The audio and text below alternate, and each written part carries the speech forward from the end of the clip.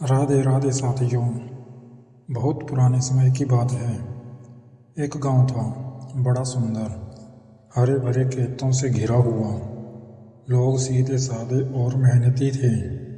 उसी गांव में रहती थी गंगाराम काका और उनकी पत्नी गोमती। गंगाराम काका के घर में सब कुछ था। बैल, खेत, गाय भैंस, अनाज के कोठार। बस एक ही कमी थी, संतान की। गंगाराम और गोमती ने हर मंदिर, दरगाह और बाबा से मन्नत मांगी, पर बच्चे की कोई खबर न आई। धीरे धीरे समय बीतता गया और दोनों बुजुर्ग हो गए। तभी एक दिन उनके घर एक साधु आया। लंबी जटाएं, गेरुए बस्तर और माथे पर बभूत लगाए। साधु ने कहा, तेरी झोली खाली नहीं जाएगी माँ, भगवान का आशीर्वाद लेकर आया हूँ।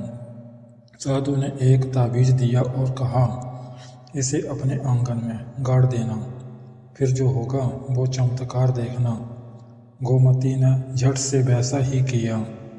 कुछ ही दिन में उनके घर एक लड़की का आगमन हुआ। दरवाजे पर एक संदूक में पड़ी थी। गोमती और गंगाराम ने उसे अपनी संतान मानकर पाल लिया। उसका नाम रखा गया लज्जो। लज्जो बचपन से ही बड़ी समझदार और सुशील थी। खेत का काम हो या घर का, वो सब संभाल लेती थी। गोमती की गोद में जैसे चांद उतर आया हूँ।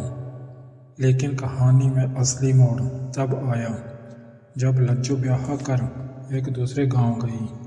वहाँ उसका पति सीधा साधा किसान था, पर ससुराल में एक शातिर खिलाड़ी बैठा था, गांव का एक पंडित, जो दरअसल एक ठग था। पंडित का पहला जाल। गांव का वह पंडित नाम का तो पंडित था, पर करता था लोगों को ठगने का धंधा। किसी को ग्रह दोष बताकर, किसी को पितृदोष बताकर उसका धंधा खूब चलता था। एक दिन पंडित ने देखा कि लज्जो की सास ने गांव में सबसे कीमती सोने की नथ पहनी है और बहू बड़ी समझदार है। पंडित की नीयत खराब हो गई। उसने सोचा कि अगर इस घर की बहू को अपने वश में कर लूं तो घर की संपत्ति अपने आप मेरे पास आ जाएगी। पंडित एक दिन बहाने से उनके घर आया और कहने लगा, बहू, तुम्हारे पति पर काल सर्प दोष है। अगर जल्दी उपाय ना किया तो जान भी जा सकती है।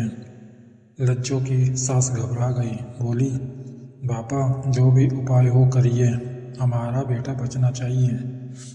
पंडित ने चालाकी से कहा, इसके लिए बहू को 7 दिन तक व्रत रखना होगा और हर दिन मुझे अपने हाथों से भोजन कराना होगा। लेकिन ध्यान रहे, व्रत के दौरान कोई सवाल नहीं पूछा जाए, वरना दोष और बढ़ जाएगा। लज्जो समझ गई कि ये कोई ढोंगी है, लेकिन उसने नाटक में साथ देने का सोचा। बहू की चाल। लज्जो ने पंडित को अपने जाल में फंसाने का निश्चय किया। अगले दिन से उसने व्रत शुरू कर दिया और रोज पंडित को खास खाना बनाने लगी, पर एक नई चाल के साथ। पहले दिन उसने खीर में चुटकी भर हींग डाल दी। पंडित ने खाया तो पेट फूल गया। दूसरे दिन उसने खाने में मिर्च कुछ ज़्यादा डाल दी। तीसरे दिन छाछ में इतना नमक कि पंडित का मुंह कसैला हो गया। पंडित को कुछ समझ नहीं आ रहा था, पर वह अपने लालच में सब सहता रहा। 6वें दिन लज्जो ने चावल में लौकी की ऐसी सब्जी बनाई कि पंडित को उल्टी आने लगी। पंडित बोला, बहू, ये क्या बनाया है? लज्जो ने बोले मन से कहा, बाबा, मैंने तो वही किया जो आपने कहा था। व्रत है, न सवाल ना जवाब। पंडित चुप हो गया, लेकिन अब उसका धीरज जवाब दे रहा था। पंडित की असली चाल। 7वें दिन पंडित ने आखिरी बार करने का सोचा। उसने एक ताबीज दिया और कहा, इसे रात में अपने पति के सिरहाने बांध देना, इससे दोष दूर होगा।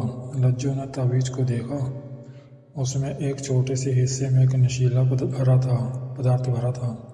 वह समझ गई कि पंडित कुछ गलत करने वाला है। उसने रात में वैसा ही किया जैसा पंडित ने कहा, लेकिन ताबीज अपने पति की जगह एक बकरी के गले में बांध दिया और बकरी को घर के पीछे वाले कमरे में बांध दिया। आधी रात को पंडित घर में घुसा। वह नशे में बकरी को लज्जो का पति समझ बैठा और बकरी को उठाने लगा। बकरी ने जब दो टांगें झाड़ी और पीछे से एक जोर का बक्सा मारा तो पंडित उल्टा जा गिरा। लज्जो ने उसी वक्त गांव वालों को बुला लिया। पंडित की पोल खुल गई और गांव वालों ने उसे पकड़कर खूब धोया और गांव से बाहर भगा दिया।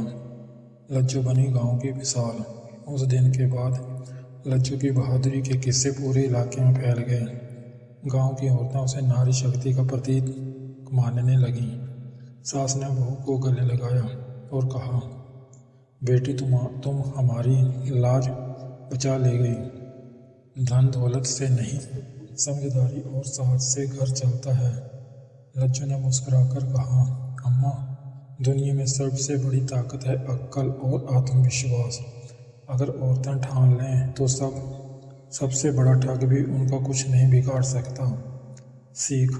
इस कहानी से हमें ये सीख मिलती है कि चालाकी